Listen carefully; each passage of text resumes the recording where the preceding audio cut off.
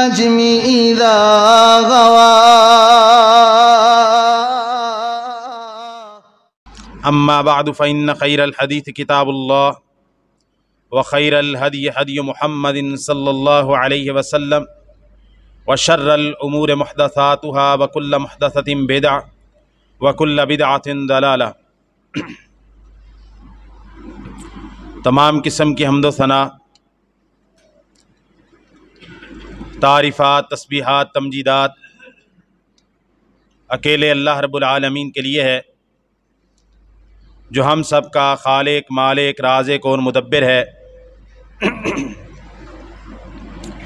اور پھر لاکھوں کروڑوں درود و سلام ہوں اس ہستی اقدس و مقدس پر کہ جن کا نام نامی، اسم گرامی محمد الرسول اللہ صلی اللہ علیہ وآلہ وسلم ہے۔ انسانوں کے اندر دو طرح کے اخلاق پائے جاتے ہیں، ایک ہیں اخلاق حسنہ اور دوسرے ہیں اخلاق سیئہ۔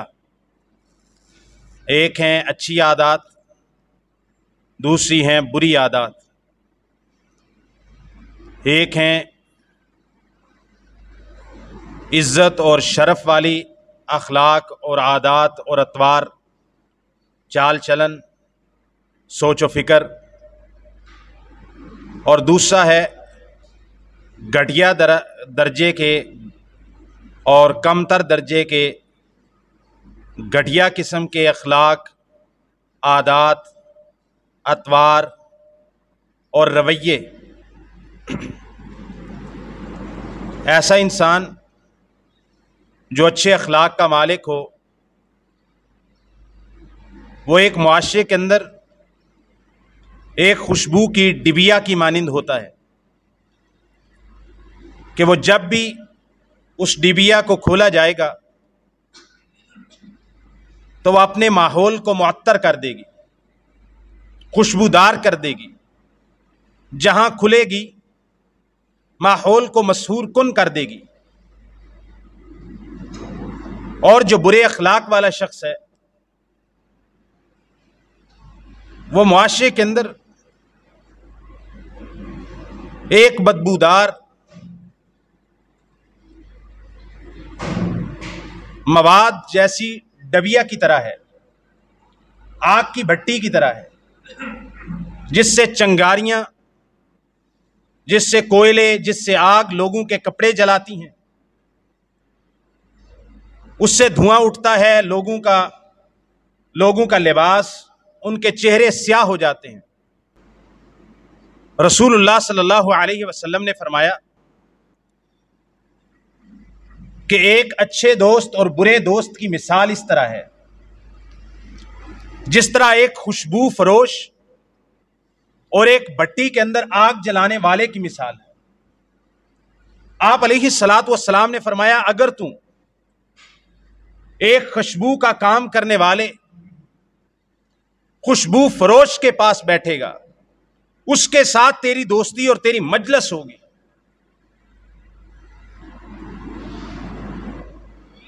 تو یا تو وہ اپنی دوستی کی وجہ سے، تعلق کی وجہ سے تجھے خوشبو تحفے کے اندر دے دے گا، یہ صحیح بخاری مسلم کی حدیث ہے، تو تجھے خوشبو تحفے کے اندر مل جائے گی، کتنی اچھی چیز۔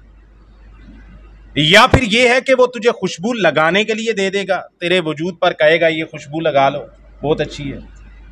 یا پھر آپ علیہ الصلاۃ والسلام نے فرمایا کہ کم از کم جب تک تو اس کے پاس بیٹھا رہے گا تو خوشبو محسوس کرے گا، تجھے اس کی دکان سے، اس کے ماحول سے، اس کے پاس سے، اس کی مجلس سے خوشبو محسوس ہوتی رہے گی، یہ بھی تیرا فائدہ ہے۔ یعنی یا تو تو اس کے خرید لے گا، یا تو وہ جو تجھے تحفے میں دے دے گا، یا پھر جب تک تو اس کے پاس رہے گا تجھے خوشبو آتی رہے گی۔ اور جو برے اخلاق والا برا دوست ہے، آپ علیہ الصلاۃ والسلام نے فرمایا اس کی مثال بٹی میں آگ جلانے والے کی طرح ہے۔ یا تو وہ تیرے کپڑے جلا دے گا کہ اس سے چنگاری نکلے گی، تیرے کپڑوں پہ پڑے گی، کپڑے جل جائیں گے،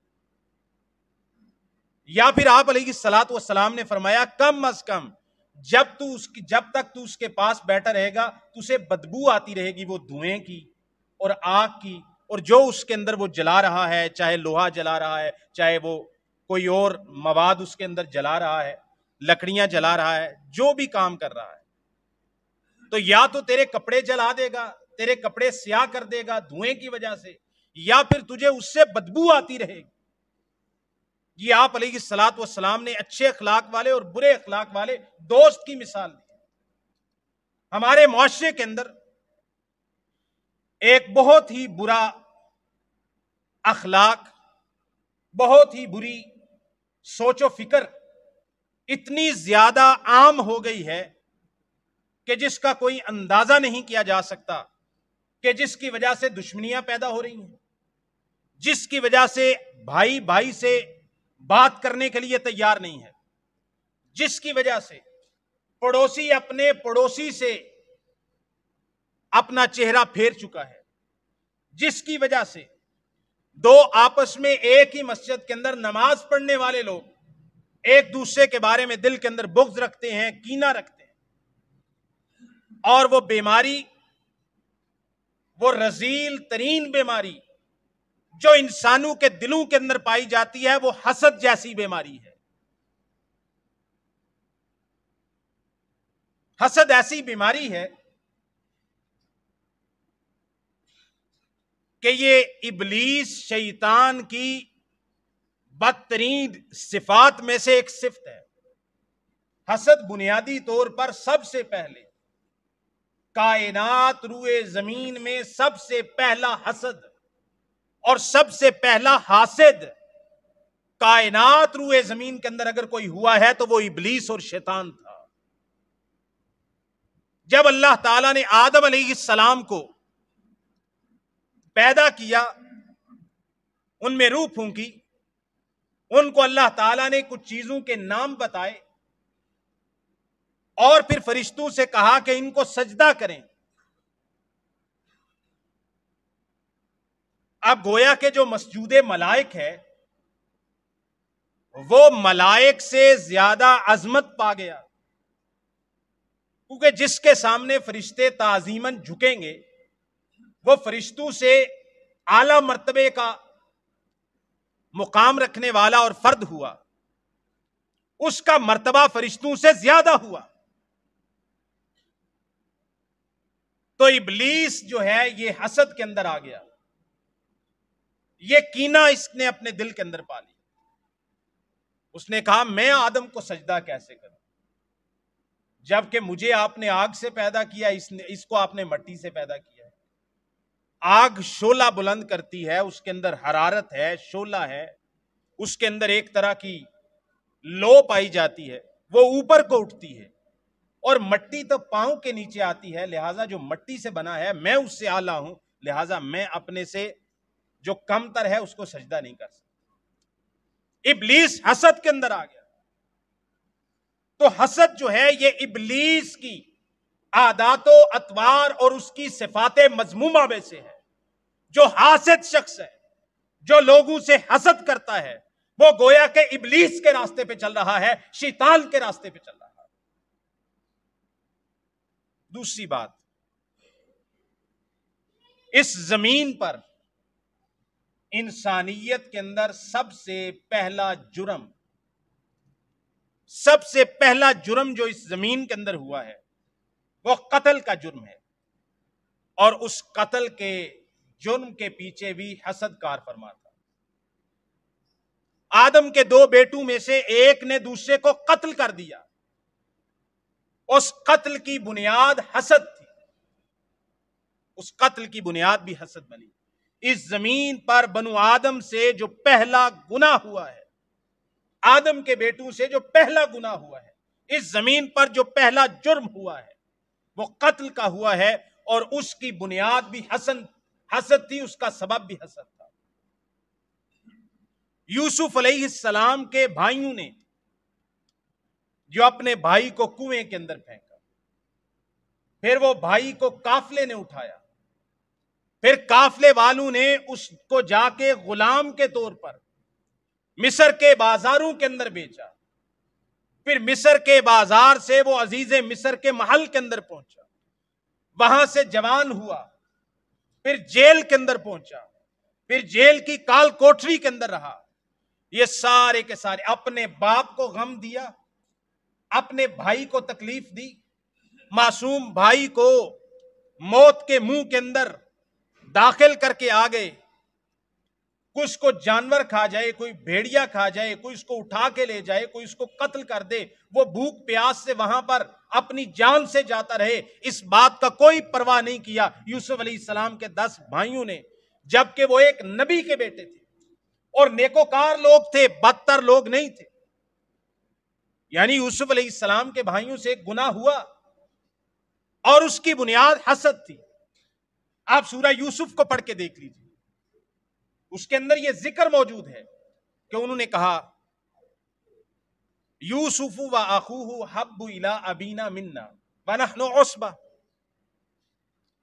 کہ یوسف علیہ السلام اور ان کے بھائی یہ ہمارے باپ کو ان سے زیادہ محبت ہے، یہ ہمارے باپ کے زیادہ محبوب ہیں، زیادہ لاڈلے ہیں، زیادہ پیارے ہیں، اور ہم ایک مضبوط توانا اور طاقتور جوانوں کی جماعت ہیں، یہ تو چھوٹے بچے ہیں، ان سے زیادہ محبت کرتے ہیں۔ تو لہذا اس کی بنیاد پر اتنا بڑا قدم اٹھا لیا، باپ کی رو رو کے آنکھوں کی بینائی چلی گئی۔ کس کی وجہ سے؟ یہ دکھ کس نے دیا؟ اس دکھ کی بنیاد پیچھے حسد تھی۔ حسد اتنی بڑی آگ ہے کہ نبی کے بیٹوں کو اپنے باپ جو کہ نبی اور رسول ہیں، اللہ کے برگزیدہ ہیں، ان کو غم دینے سے بھی باز نہیں آتا جب دل کے اندر حسد پیدا ہو۔ تو یوسف علیہ السلام کے بھائیوں کے دل میں حسد پیدا ہوا، بعد میں انہوں نے معذرت بھی کر لی، اللہ تعالیٰ نے ان کو معاف کر دیا۔ یعقوب علیہ السلام نے بھی ان کے لیے اللہ تعالیٰ سے استغفار کیا، یوسف علیہ السلام نے بھی استغفار کیا، وہ معاملہ بعد میں ختم ہو گیا۔ اچھا، تیسری بات آپ دیکھیں، یہود جو ہیں، یہودی نبی رحمت صلی اللہ علیہ وسلم پہ ایمان نہ لانے کی ان کی بنیادی وجہ حسد ہے۔ اللہ تعالیٰ نے قرآن مجید کے اندر فرمایا ہے کہ یہ جو یہودی ہیں، یہ اہل کتاب ہیں، یعرفونہ کما یعرفون ابناءہم، یہ نبی پاک صلی اللہ علیہ وسلم کو اللہ کا حقیقی نبی، اللہ تعالیٰ کا بھیجا ہوا نبی، سچا نبی ایسے ہی جانتے ہیں اور پہچانتے ہیں جیسے یہ اپنے بیٹوں کو پہچاننے میں کوئی غلطی نہیں کر سکتے۔ یہ نبی پاک کی سچائی اور آپ کی رسالت کے سچے ہونے کو پہچاننے میں بھی ان کو کوئی غلطی نہیں ہوئی ہے۔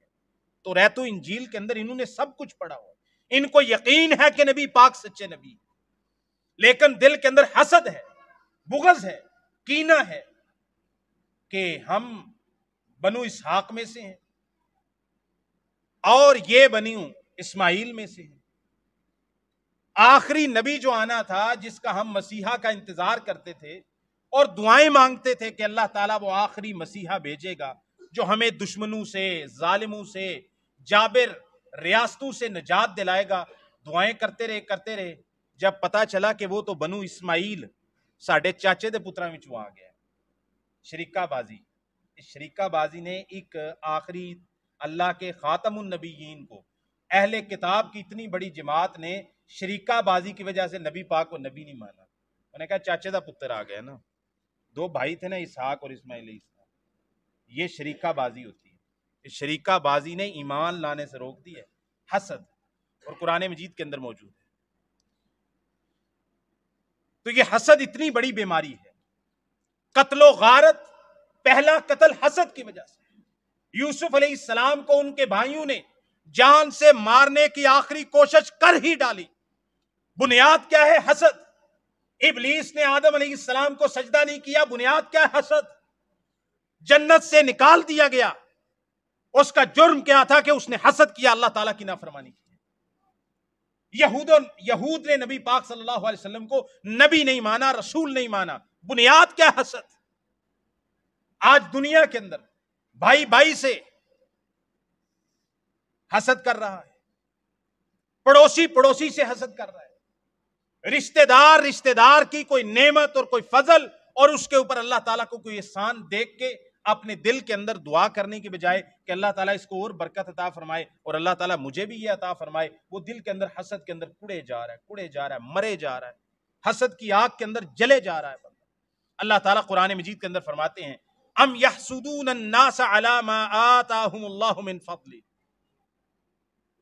کیا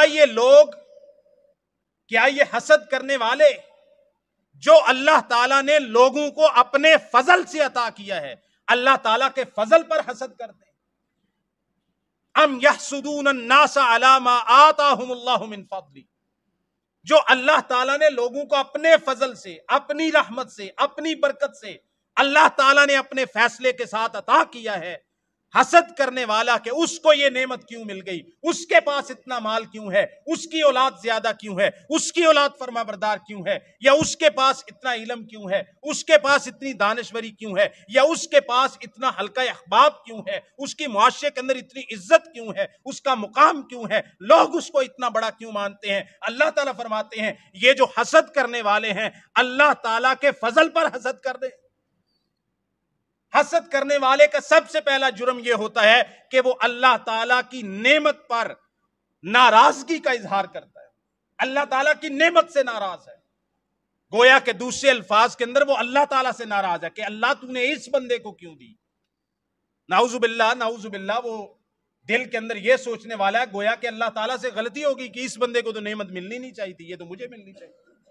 اللہ تعالیٰ کی تقدیر کا وہ بندہ اپنے کردار کے ساتھ گویا کہ وہ تقدیر پر ایمان نہیں لاتا، جو حسد کرتا ہے گویا کہ اس کا تقدیر پہ ایمان نہیں ہے کہ یہ اللہ کے فیصلے ہیں، اللہ چاہے جس کو عطا کرے۔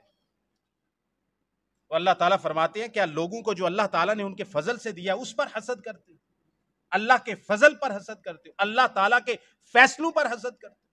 یہ تمہارے اختیار میں ہے کہ کس کے پاس نعمت زیادہ ہوگی، کس کے پاس اولاد زیادہ ہوگی، کس کے پاس مال زیادہ ہوگا، کس کے پاس منصب، عہدہ، جاہ و جلال، معاشرے کے اندر عزت کس کے پاس زیادہ ہوگی؟ کیا یہ تم نے فیصلہ کرنا ہے یا اللہ تعالیٰ نے فیصلہ کرنا؟ نبی رحمت صلی اللہ علیہ وسلم نے فرمایا ایاکم والظن، لوگوں بدگمانی سے بچو، فإن الظن اکذب الحدیث، یہ جو لوگوں کے بارے میں بدگمانی پیدا ہوتی ہے یہ سب سے جھوٹی ترین بات ہے جو انسان اپنے دل کے اندر تصور کرتا ہے، جس کا حقیقت کے اندر وجود نہیں ہوتا۔ سب سے جھوٹی بات بدگمانی ہے جو بندہ اپنے دل کے اندر ہی سوچتا ہے، دل میں ہی تصور کرتا ہے، دل کے اندر ہی اس کی عمارت تعمیر کرتا ہے اور دل کے اندر ہی وہ پورے کا پورا رزلٹ نکال لیتا ہے کہ یہ بندہ فلاں ایسا ہے ایسا ایسا ہے۔ کیوں بدگمانی پیدا کرتا؟ جب تک آپ کے پاس کوئی بینہ، کوئی دلیل نہیں ہے، آپ نے کسی چیز کے شاہد نہیں ہے، آپ کے پاس کسی چیز کی دلیل نہیں ہے، برہان نہیں ہے، حجت نہیں ہے، آپ کسی بھی شخص کے بارے میں بدگمانی کرنے کا اختیار نہیں رکھتے ہیں۔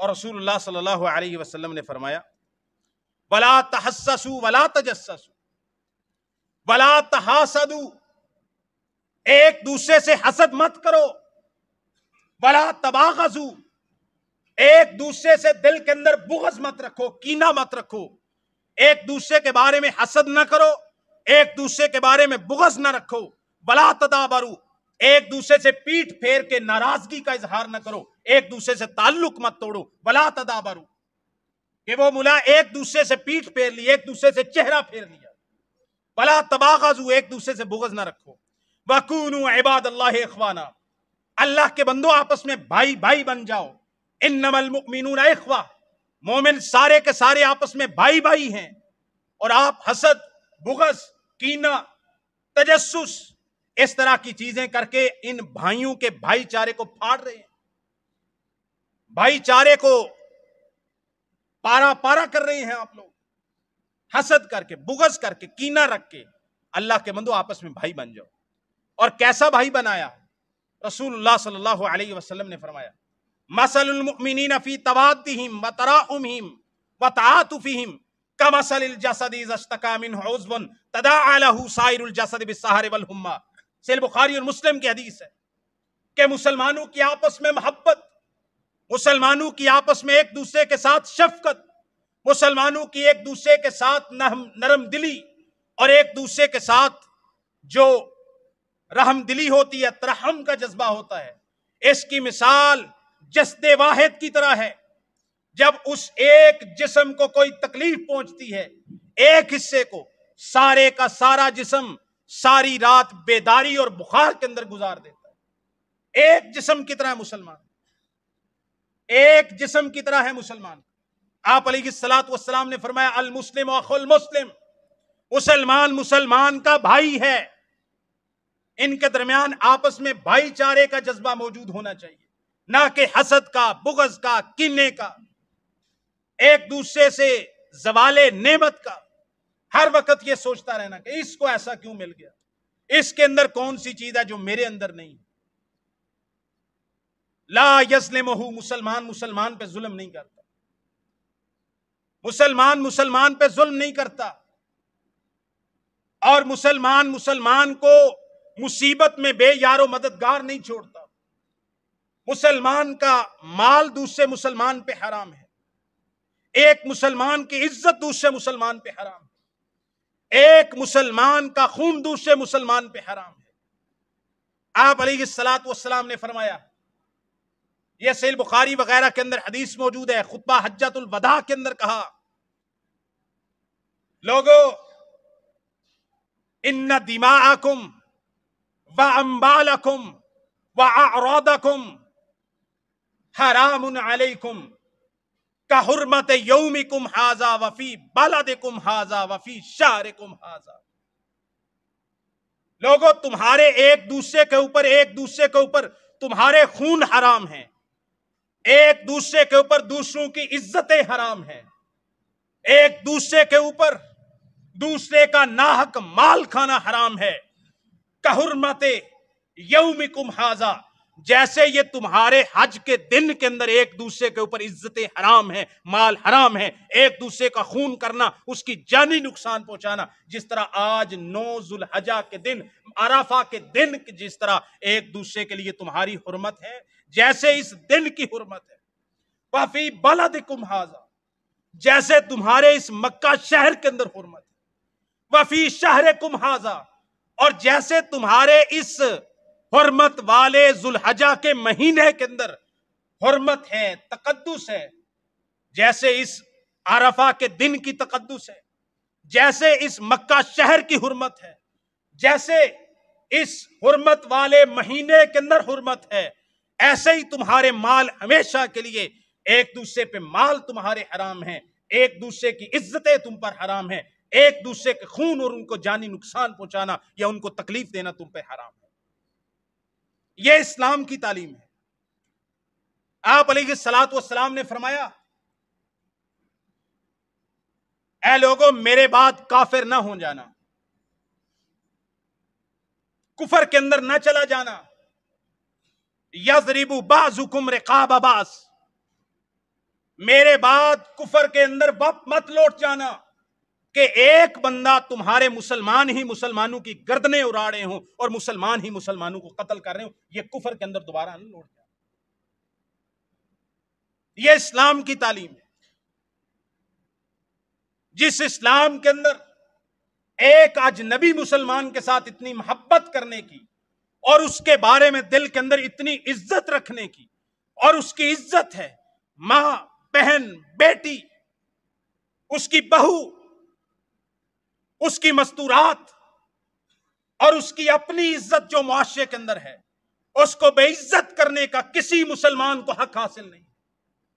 جس اسلام کے اندر ایک عام مسلمان جس کا نام مجھے معلوم نہیں ہے، جس کا شہر مجھے معلوم نہیں ہے کہ یہ کہاں سے آیا ہے، جس بندے کا خاندان مجھے معلوم نہیں ہے، اسلام مجھے یہ اجازت نہیں دیتا کہ میں اس کے ساتھ ایک ایسا تلخ جملہ بولوں جس کے اندر اس کی حرمت کو پامال کیا جائے، حرمت مسلم کو پامال کیا جائے۔ اسلام کہتا ہے جس طرح تمہاری عرفات کے دن، حج والے دن کی حرمت ہے، جس طرح مکہ شہر کے اندر تمہاری حرمت ہے، اور جس طرح تمہاری حجۃ الوداع کے جو ہے ذو الحجہ کے مہینے کے اندر حرمت ہے، اس طرح تمہاری مسلمانوں کے ایک دوسرے کے اوپر، اس طرح ایک دوسرے کے اوپر عزتیں حرام ہیں، مال حرام ہے، جان حرام ہے۔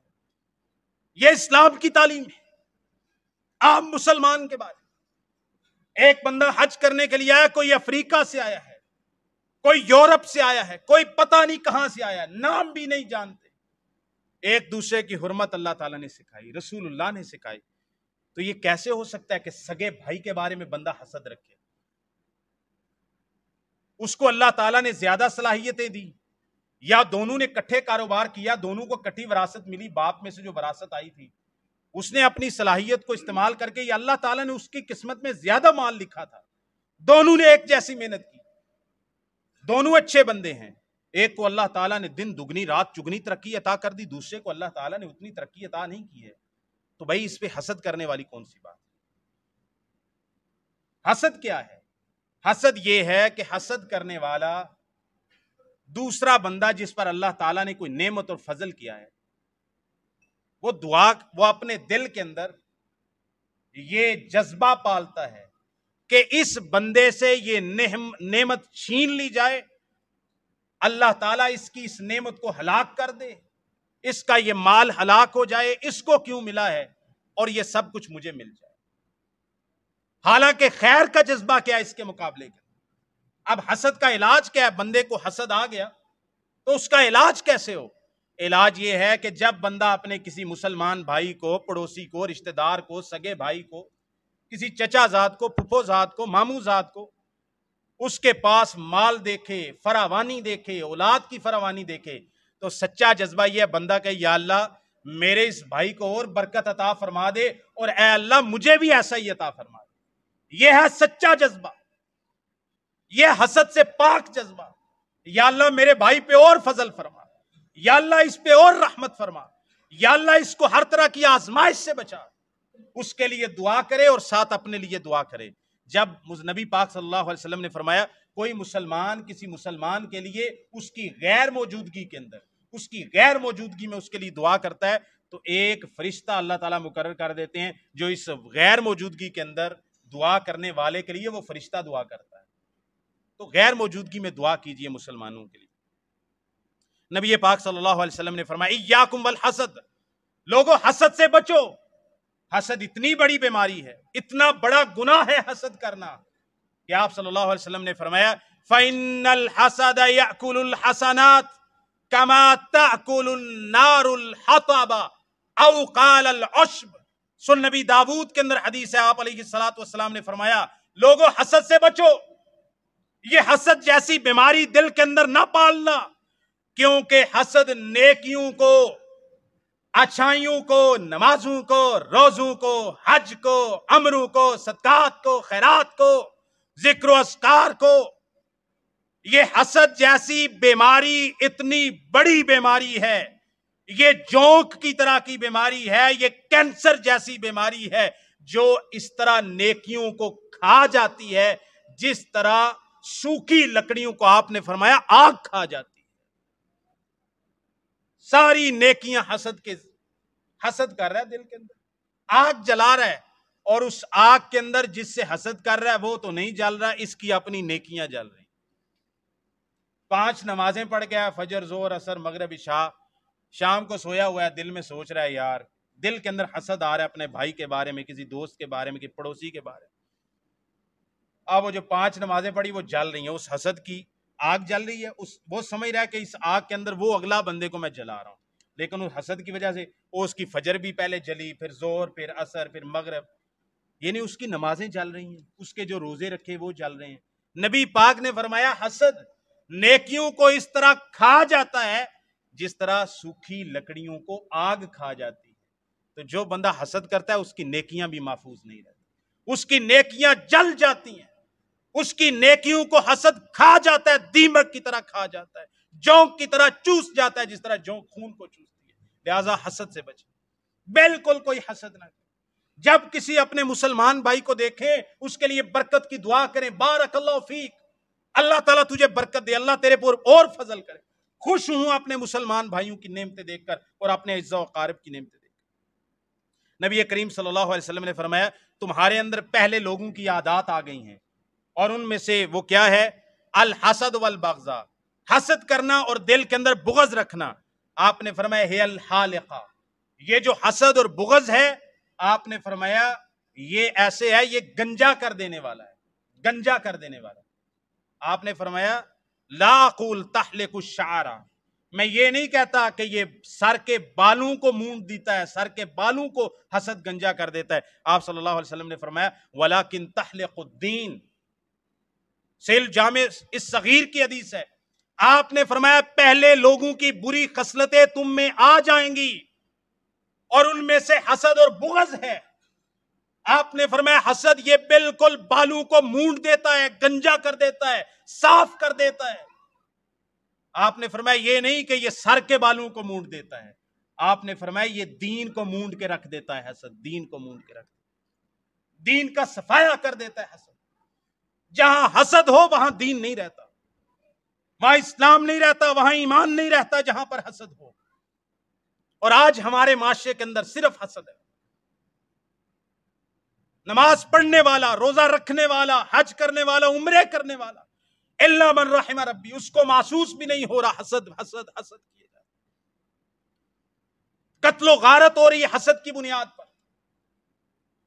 لڑائیاں جھگڑے ہیں حسد کی بنیاد پر، عورتیں عورتوں سے ناراض ہیں، رشتہ دار عورتیں، گھر جدا ہو گئے، خاندان بکھر گئے، فیملیاں بکھر گئیں، بھائی بھائی سے منہ موڑ چکا ہے، ایک دوسرے کو کہتے ہیں تیرا میرا مرنا جینا ختم ہو گیا۔ کس بنیاد پر؟ حسد بنیاد ہے، بیچ میں بات کچھ بھی نہیں۔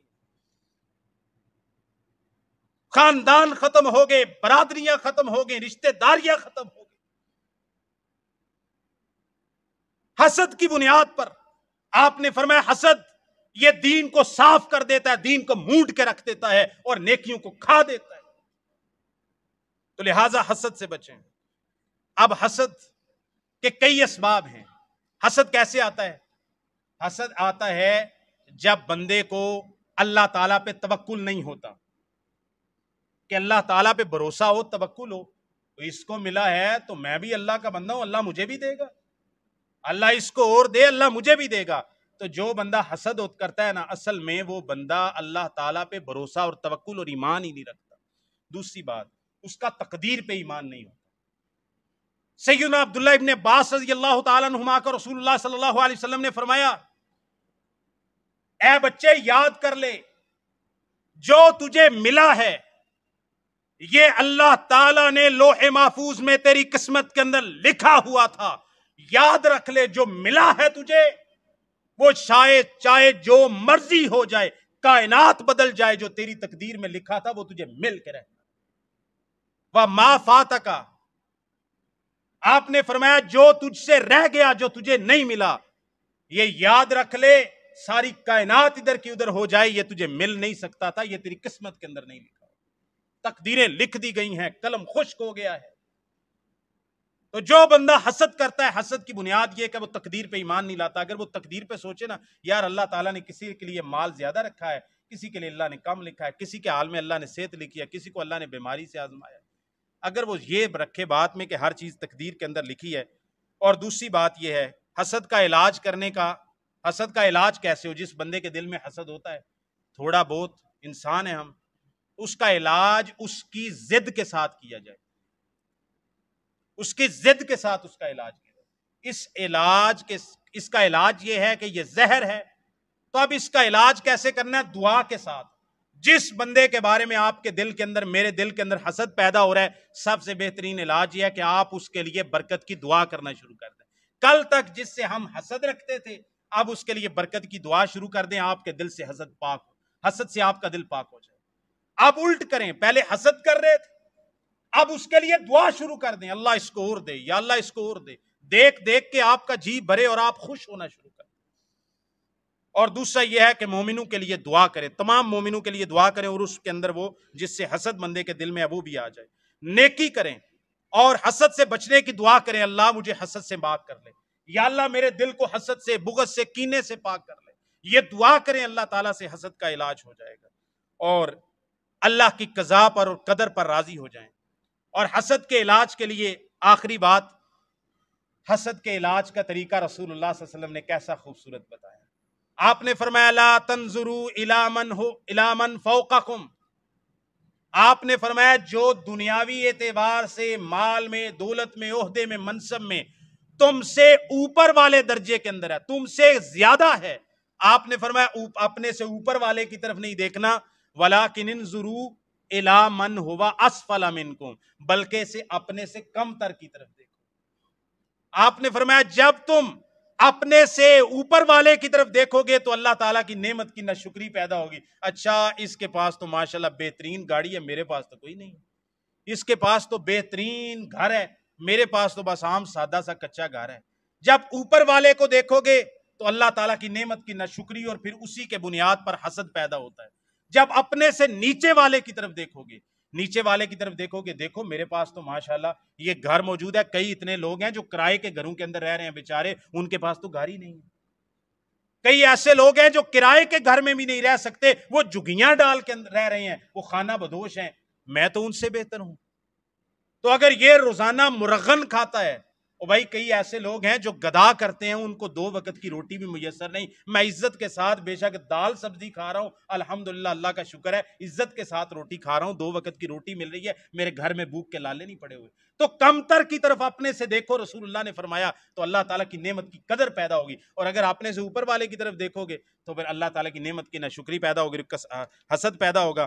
اچھا حسد کا یہ ہے، علاج کرنے کے لیے بندے کو آخری جو 3 دعائیں ہیں وہ پڑھنی چاہیے، اس کو معوذات کہتے ہیں، سورہ اخلاص، سورہ فلق، سورہ ناس۔ اگر آپ کو معلوم ہوتا ہے کہ آپ کے ساتھ کوئی حسد کر رہا ہے، حسد کی وجہ سے، تو جس کی آپ حسد سے بچنے کے لیے، کسی کے حسد سے بچنے کے لیے، حسد کی وجہ سے بہت کچھ ہو جاتا ہے، وہ آپ کا نقصان کر سکتا ہے، وہ آپ کو نقصان پہنچا سکتا ہے، تو حاسدوں کے شر سے بچنے کے لیے سورہ اخلاص، سورہ فلق، سورہ ناس، یہ 3 صورتیں نمبر کے ساتھ، پہلے سورہ اخلاص قل هو اللہ احد، پھر قل اعوذ برب الفلق، قل اعوذ برب الناس، ایک دفعہ پڑھ کے، پھر دوسری دفعہ پڑھ کے، پھر تیسری دفعہ پڑھ کے اپنے آپ کو دم کریں، اپنے بچوں کو دم کریں، اپنی گاڑی سواری کو بھی آپ دم کر سکتے ہیں، پانی پہ دم کر کے اس کو پی لیں تو آپ حاسدوں کے شر سے بچ جائیں گے۔ سورہ البقرہ کی تلاوت کریں، سورہ الفاتحہ 7 دفعہ 3 دفعہ پڑھ کے اپنے اوپر دم کریں۔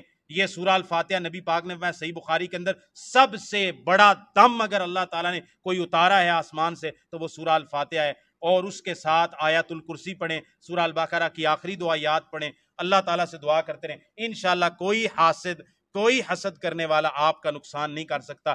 میں اور آپ کسی سے حسد کریں نہیں، اور اگر ہم سے کوئی حسد کر رہا ہے تو ہم انشاءاللہ سورہ الفاتحہ پڑھ کے دم کریں گے، سورہ البقرہ پڑھیں گے، آیت الکرسی پڑھیں گے، آخری 3 قل پڑھیں گے، دم کریں گے، انشاءاللہ ہم بھی محفوظ، ہمارے بچے بھی محفوظ، ہمارے گھر والے بھی محفوظ، ہمارا کاروبار بھی انشاءاللہ محفوظ رہے گا۔ اللہ تعالی ہمیں حسد جیسی بیماری سے محفوظ فرمائے۔ وما توفیقی الا باللہ۔